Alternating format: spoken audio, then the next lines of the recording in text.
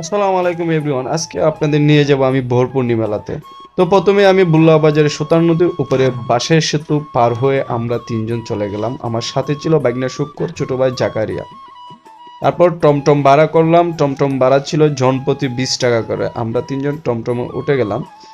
এদিকে দেখুন, মানে একমাত্র গ্রামেই আপনি এইরকম বাটি বাংলা গেলে এরকম দৃশ্য দেখতে পারবেন। কাকারা ছোট ভাইরা গরু নিয়ে যাচ্ছে, আমরা দেখতেছি সবুজ মাঠ, ঘাস ফসলের মাঠ, অসাধারণ একটা পরিবেশ। তারপর আমি টমটমের ভিতর থেকে এরকম একটা ভিডিও নেওয়ার চেষ্টা করলাম, যেটা আমি আসলে সবসময় সচরাচর চেষ্টা করি আপনাদের সুন্দর সুন্দর দৃশ্য দেখানোর জন্য। এদিকে গ্রামের যে একটা দৃশ্য একমাত্র এদিকে গেলেই দেখা যায়।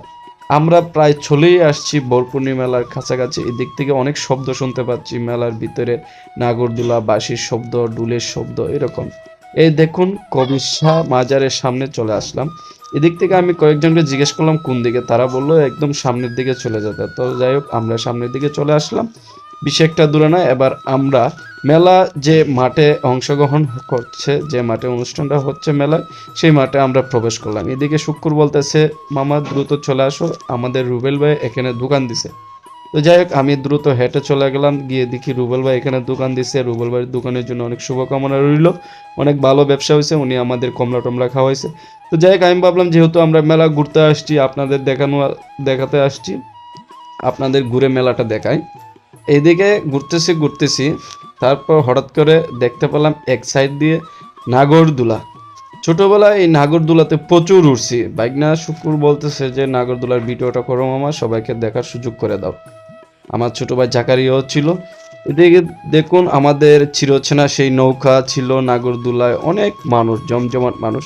এদিকে এক কাকা পানের দোকান দিল, পানের দোকানে আমি গেলাম, মিষ্টি পান খাই নাই, তারপর তো গেছি। আর এই যে গাড়িগুলো দেখতেছেন, ছোটবেলায় প্রচুর গাড়ি কিনছি। তারপর সামনের দিকে হাঁটতে লাগলাম। সামনের দিকে একটা বক্সার, যেটাকে মানুষ নিজেদের শক্তি প্রয়োগ করে, ওনারা নিজের শক্তি পরীক্ষা করে।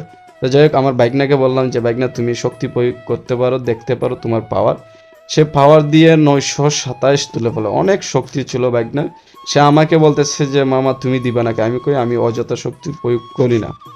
তারপর এই যে এই লোকটাকে দেখতেছেন, ওই লোকটা একদম আমি ছোটবেলায় যখন এই ভোরপূর্ণিতে যাইতাম দেখতাম, অনেক সহজ সরল একটা লোক, ওই তো প্রতিবন্ধী টাইপের, অনেক মজার লোক, সেখানে ডান্স করতেছে। আর এই যে দেখতেছেন জাদু প্রদর্শনী, সেটা হচ্ছে মানুষকে কিভাবে, গ্রাম বাংলা সহজ সরল মানুষকে কিভাবে ধোঁকা দেওয়া যায়, একমাত্র মাধ্যম হচ্ছে সেই জাদু প্রদর্শনী। ছোট ভাই সোহাগ চট্টগ্রাম থেকে ফোন দিল মেলা দেখার জন্য, তাকে ভিডিও কলে মেলা দেখালাম। এখানে বিভিন্ন ধরনের ওষুধ বিক্রি করতেছে। আর এই যে বেলুন ফোটানো, এটা হচ্ছে আমার প্রধান আকর্ষণ।